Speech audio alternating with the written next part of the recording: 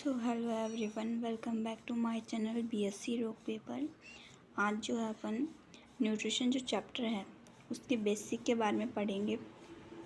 ठीक है, तो जो लास्ट लेक्चर में था उसमें मैंने आपको प्रोटीन, विटामिन और फैट के बारे में पढ़ा दिया था। तो इसमें जो है ये बेसिक है। ठीक है, आगे जो टॉपिक आएगा वो अपन कार्बोहाइड्रेट के बारे में पढ़ेंगे। तो इस चैप्टर में जो है बेसिक के बारे में ही पढ़ेंगे। ठीक है, तो बेसिक है, इंट्रोडक्शन है। न्यूट्रिशन की अगर मैं बात करूँ तो न्यूट्रिशन का मतलब होता है पोषण। ठीक है, पोषण मीन्स जो भी खाना हम खाते हैं वो हमें क्या करवाए, हमारे शरीर की ग्रोथ करवाए, एनर्जी दे। तो उस खाने को जो खाना हम खाते हैं जैसे कि फल फ्रूट, हरी सब्जियाँ, तो ये सारे जो है ये हमें न्यूट्रिशन प्रोवाइड करवाते हैं। ठीक है, अगर मैं बात करूँ न्यूट्रिशन की तो न्यूट्रिशन से हमें एनर्जी मिलती है। साथ में अगर अपनी बॉडी को न्यूट्रिशन मिल रहा है, पोषण मिल रहा है, तो ग्रोथ होगी बॉडी की। मीन्स हमारी लंबाई बढ़ने लग जाएगी, हाइट की। हमें बीमारियों से मतलब कि प्रोटेक्ट किया जाएगा, बचाव किया जाएगा हमारा। साथ में जो हमारे डेली जो काम करते हैं उसमें हमें एनर्जी मिलेगी। जो लेज़ी है यानी कि आलस जो है वो हमें नहीं आएगा। ठीक है, लेज़ीनेस हमसे दूर हो जाएगा। ठीक है, तो एनर्जी प्रोवाइड करवाता है, बीमारियों से प्रोटेक्शन प्रोवाइड करवाता है न्यूट्रिशन, और क्या करवाता है, बॉडी की ग्रोथ। ठीक है, फिर आती है बात मेटाबॉलिज्म। तो मेटाबॉलिज्म की अगर मैं बात करूँ तो ये ऐसे केमिकल रिएक्शंस होती हैं जो कि हमारे शरीर के लिए होना बहुत ही ज़्यादा ज़रूरी है। ठीक है, केमिकल रिएक्शंस होती हैं हमारे शरीर के लिए होना बहुत ज़रूरी है। इसी वजह से इसको क्या कहते हैं, मेटाबॉलिज्म कहते हैं। अब जो मेटाबॉलिज्म है उसको आगे जाकर 2 पार्ट्स में डिवाइड कर दिया है हमने, कैटाबॉलिज्म और एनाबॉलिज्म। ठीक है, ये एनाबॉलिज्म है। कैटा मीन्स काटना, मीनिंग है इसका कि बड़ी चीज़ों को क्या किया जाएगा, छोटे छोटे टुकड़ों में तोड़ा जाएगा। एना मीन्स जोड़ना, मीन्स छोटी छोटी चीज़ों से जोड़कर क्या है, बड़ी चीज़ें बनाई जाएंगी। तो अगर मैं इसको डिफ़ाइन करने की अगर मैं बात करूँ तो जो कैटाबॉलिज्म है वो क्या करता है, बड़े बड़े पार्टिकल्स को छोटे छोटे टुकड़ों में तोड़ देता है। वही जो एनाबॉलिज्म है वो बड़े कॉम्प्लेक्स पार्टिकल को बनाता है, छोटे छोटे पार्टिकल को एक साथ जोड़कर। जैसे अगर मैं बात करूं, आप लोग खाना खाते हो, ठीक है, मान लो कि आपने केला खाया, पूरा का पूरा केला तो आप एक साथ नहीं खा सकते। उस केले को थोड़े थोड़े क्या है, बाइट बाइट, टुकड़े टुकड़े करके खाओगे। ठीक है, वो बाइट आपके पेट के अंदर जाएंगी, फिर वो अच्छे से क्या होंगी, और मतलब कि उनको टुकड़ों में तोड़ा जाएगा छोटे छोटे पार्टिकल्स के अंदर। तो डाइजेशन ऑफ फूड और रेस्पिरेशन प्रोसेस, ये दोनों किसके अंदर आते हैं, कैटाबॉलिज्म के अंदर आते हैं। वही प्रोटीन का फॉर्मेशन करना, एटीपी का फॉर्मेशन करना, ये दोनों चीज़ें किस में आती हैं, एनाबॉलिज्म के अंदर।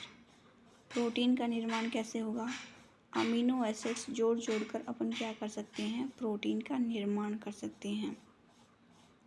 तो ये है हमारा कैटाबॉलिज्म और एनाबॉलिज्म का डिफरेंस। अगर आप मेडिकल साइंस से हो तो ये वाली चीज़ आप क्लास 11th के अंदर भी पढ़ोगे।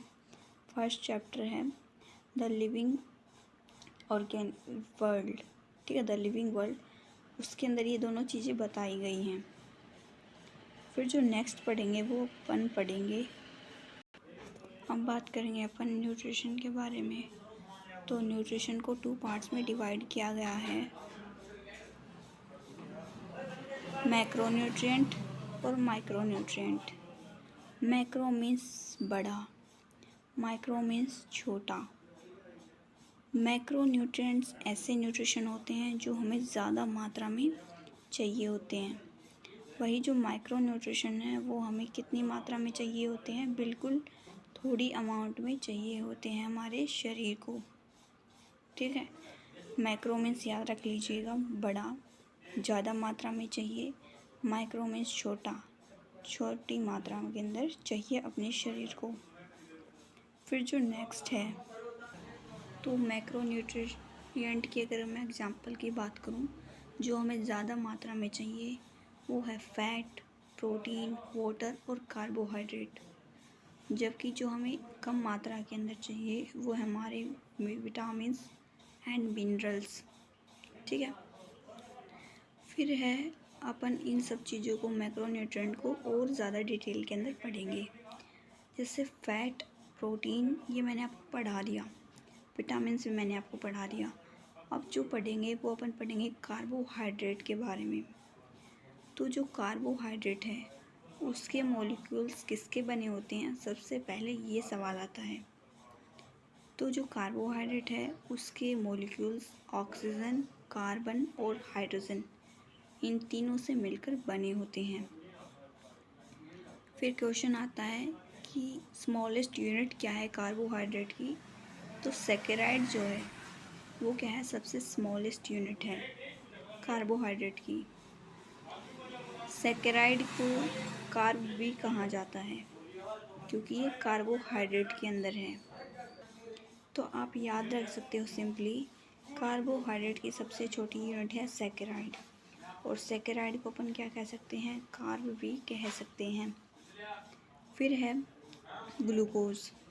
ठीक है, ग्लूकोज जो है उसका फॉर्मूला होता है C6H12O6 और ये रेशियो में पाया जाता है 1:2:1। ये इस रेशियो में पाया जाता है। ग्लूकोज की अगर मैं बात करूं तो ये इमिडिएटली हमें क्या करता है, एनर्जी प्रोवाइड करवाता है उसी टाइम पे। अगर अपन ग्लूकोज ले रहे हैं तो ये उसी टाइम पे अपन को क्या है, एनर्जी प्रोवाइड करवाएगा। फिर क्वेश्चन आता है कि 1 ग्राम कार्बोहाइड्रेट में कितने केजी कैलोरी पाई जाती है। तो 4.1 से लेकर 4.3 केजी कैलोरी तक एनर्जी प्रोवाइड की जाती है हमें। ठीक है, फिर है कि सबसे मोस्ट अबंडेंट कार्बोहाइड्रेट कौन कौन से हैं। तो सबसे ज़्यादा जो कार्बोहाइड्रेट है वो फ्रूट्स के अंदर पाया जाता है, वो है बनाना। बनाना के अंदर सबसे ज़्यादा कार्बोहाइड्रेट पाया जाता है। पोटैटो के अंदर सबसे ज़्यादा कार्बोहाइड्रेट पाया जाता है अगर अपन वेजिटेबल्स को कंपेयर करें तो। अगर अपन ग्रेन्स को देखें तो ग्रेन्स के अंदर, राइस के अंदर सबसे ज़्यादा अनाज पाया जाता है। फिर क्वेश्चन आता है कार्बोहाइड्रेट के अंदर कौन सा बॉन्ड पाया जाता है। तो ग्लाइकोसिडिक बॉन्ड पाया जाता है। मीन्स एक कार्बोहाइड्रेट दूसरे कार्बोहाइड्रेट से कैसे जुड़ा होगा, कौन से बॉन्ड से, तो वो ग्लाइकोसिडिक बॉन्ड से जुड़ा होता है। ठीक है, तो ये था हमारा छोटा सा टॉपिक। जो नेक्स्ट पार्ट है वो अपन नेक्स्ट लेक्चर में पढ़ेंगे। Thank you.